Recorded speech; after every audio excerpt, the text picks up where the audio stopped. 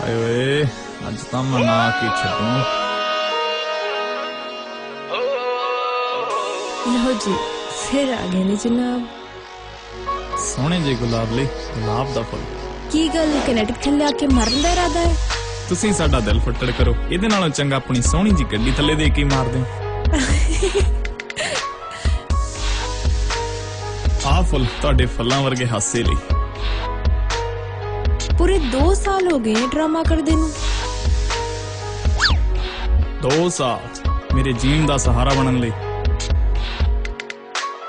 ਕਬੂਲ ਕਰੋ ਜੀ ਇਹ ਫੁੱਲ। ਇਹ ਕਦ ਤੱਕ ਚਲੇਗਾ ਐਮੀ?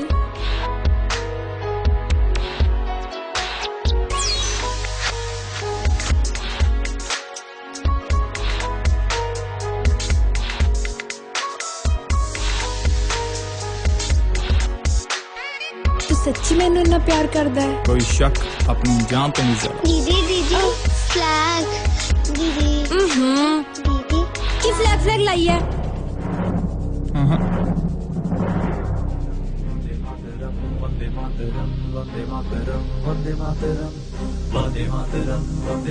ਜਿਹੜਾ ਆਪਣੇ ਦੇਸ਼ ਨੂੰ ਪਿਆਰ ਨਹੀਂ ਕਰਦਾ ਕਿਸੇ ਨੂੰ ਕੀ ਪਿਆਰ ਕਰੂਗਾ।